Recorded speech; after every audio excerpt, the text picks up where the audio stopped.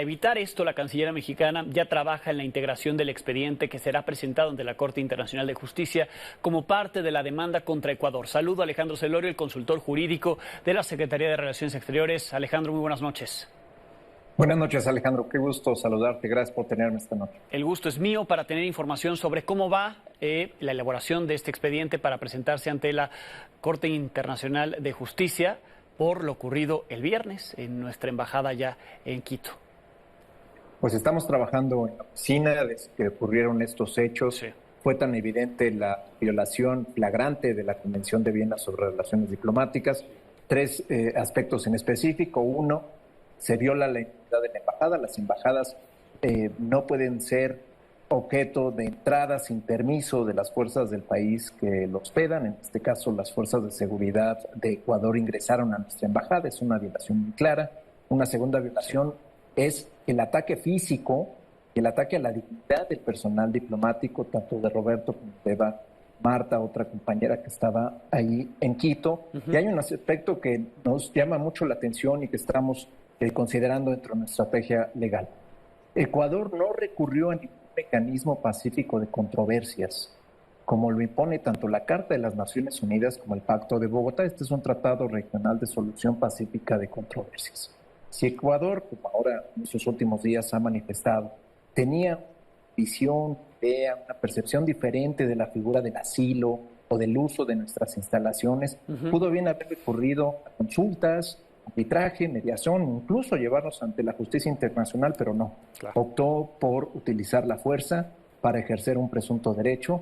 Y México lo que hará es ejercer la fuerza del derecho para que Ecuador rinda cuentas por las flagrantes violaciones al derecho internacional. Sí, interesante lo que nos comentas, Alejandro, porque entonces existe un mecanismo para revisar las controversias que existan. Por ejemplo, si había una controversia distinta, es decir, entre México y Ecuador, sobre si se otorgaba o no se otorgaba el asilo. Publicaste en tu cuenta de X durante el día una opinión, y te pregunto si eso lo solicitó Ecuador, y una opinión que le da la Corte Internacional de Justicia a Ecuador, donde es claro, ayer lo comentábamos aquí con la ministra Loretta Ortiz, por su expertise en derecho internacional, sobre que el que otorga el asilo es el que determina si es o no merecedor del asilo y no el país en el cual pues tendría que darse en este caso el salvoconducto.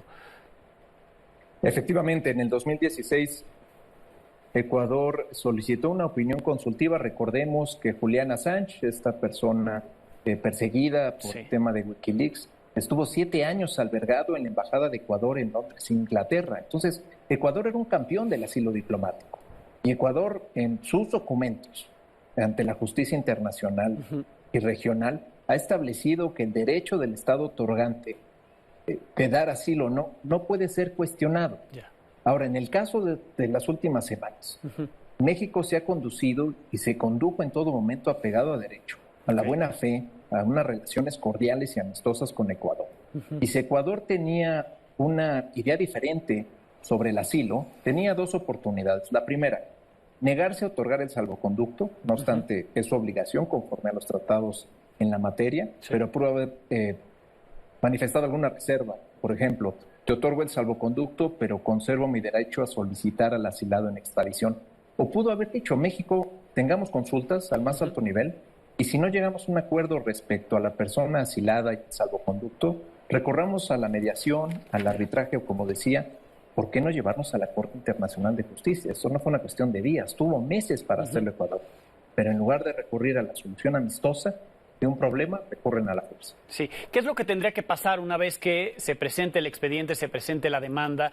¿Qué se espera para que esto no siente un mal precedente, para que otros estados no sientan que pueden hacer lo que hizo Ecuador en el caso particular contra México, pero que no se convierta en una práctica común y que más bien esto sí sea sancionado? ¿Qué se espera? ¿Cómo se le puede sancionar a Ecuador? Lo apuntas muy bien, Alejandro. Lo que busca México es que esto no se repita, por supuesto, en Ecuador, contra la Embajada de México y su personal, pero contra ninguna embajada de cualquier país, incluido de Ecuador, en otro país en el mundo. Lo que esperamos de la Corte Internacional de Justicia es una confirmación de lo que dice México. Como actuó Ecuador es violatorio del derecho internacional. Que diga la Corte que los recintos, los locales diplomáticos, las embajadas y consulados gozan de inmunidad no se puede ingresar a ellos sin autorización y no hay justificación que valga para ingresar. Buscamos también medidas de reparación, es decir, que Ecuador ofrezca las salvaguardas y las garantías de que nadie ingresará a nuestro inmueble. Hoy día en Ecuador está vacía nuestra embajada. Sí. Tememos que ingresen, que quieran extraer bienes, que quieran extraer los archivos que aún obran en nuestro edificio. Entonces queremos que la Corte emita medidas provisionales para salvaguardar nuestro inmueble y por supuesto que emita una orden en la que quede claro y de manera definitiva que los locales diplomáticos gozan de inmunidad total y que no hay justificación para ingresar sin permiso. Sí. La reparación incluye una reparación económica, es decir, si hubiera algún daño, Ecuador tendría que pagarle a México, no sé si se ha cuantificado ya y si lo hubo. Usualmente en los casos ante la Corte Internacional de Justicia, la reparación del daño en términos económicos no se busca en una primera instancia. En este momento, daños sufridos, algunos daños materiales, pero también la atención psicológica que sufrió el personal diplomático y los daños físicos. Sí. Roberto Canseco, jefe de Cancillería, lo empujaron, lo aventaron, le pusieron una pistola, lo pusieron de rodillas sometido. O sea, hay daños físicos que estamos nosotros evaluando y que en su momento se los reclamaremos a Ecuador. Pero lo importante es que Ecuador rinda cuentas por violaciones flagrantes al derecho internacional. Sí. La consecuencia final, si Ecuador no admite, si Ecuador no repara, es decir, si no cumple con la sentencia que emita la Corte Internacional de Justicia, ¿sería el aislamiento? Sí, podría haber rompimiento de otros países de la comunidad internacional con Ecuador.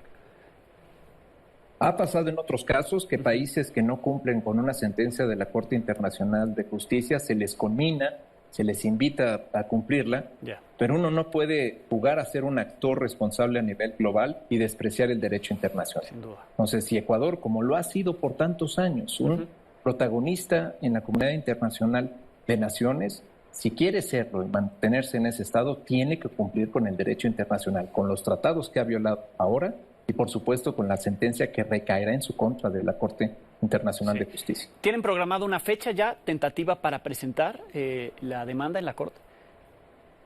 Estamos trabajando, como ven, ya es tarde y estamos en la oficina trabajando en esto a la brevedad, porque esto es de la mayor urgencia para salvaguardar el derecho de México en Ecuador. Estamos atentos, Alejandro, y muchísimas gracias como siempre.